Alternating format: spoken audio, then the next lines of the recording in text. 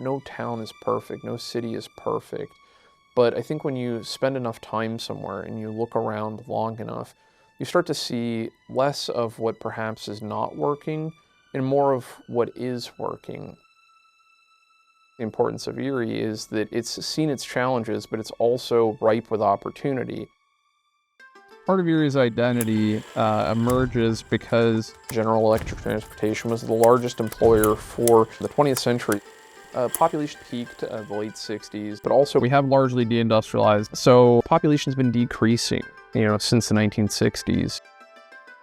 I think a challenge in places like Erie that have experienced significant decline over decades is to essentially say, we've given up.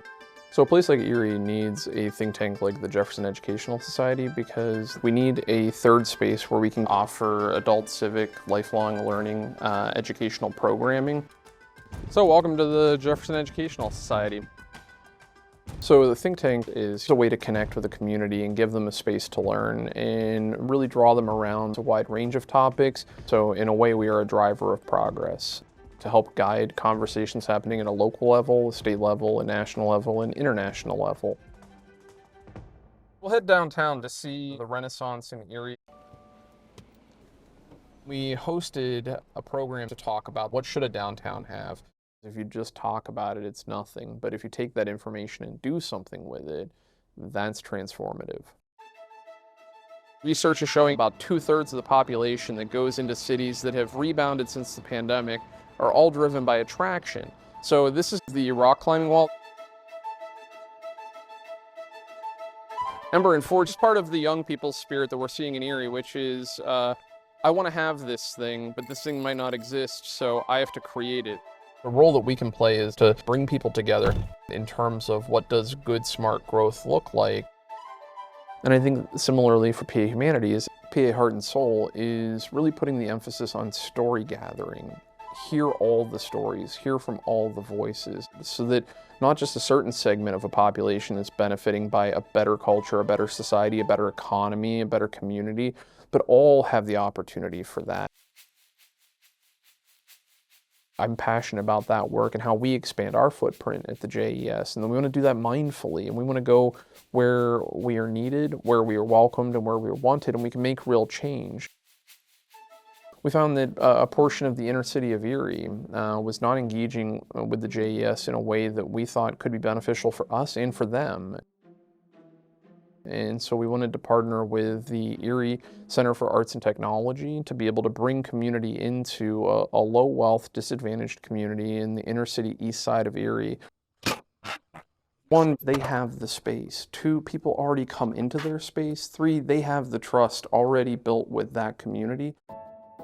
So PA Humanities was integral in our launching of our satellite location.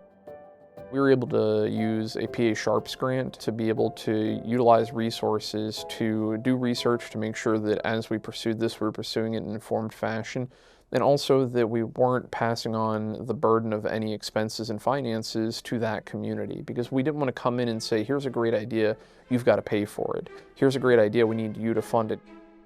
So this is Erie's Black Wall Street space. So JES said, hey, we want to collaborate and we want to partner in any way that we possibly can. And we want to support the mission that you all are pushing for because we believe in what you're doing.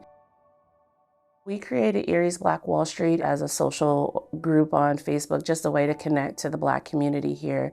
And when the statistics about Erie being the worst place for Black people to live came out, we decided that we were going to turn this into a nonprofit. There were such vast disparities between Black and white here. And so we decided that we were going to focus on lessening that gap. We have a housing program called the Pathway to Home Ownership. We also focus on financial education and then entrepreneurship. We're seeing people able to change the trajectory of their families' lives. Once they've gone through one of our programs, they're able to take the information that they've learned, and now they're able to spread that information to others and really, truly create that impact and that transformation in our community. economic development can encourage community development. And likewise, when you start to see a community lifting itself up, feeling a little bit more proud about itself, and identifying that its future is brighter than its past, certainly those in the community and others feel like there's a stake in it and they might want to invest in that. I think it's, that idea of giving enough of a damn about a place that you don't want to see it fail.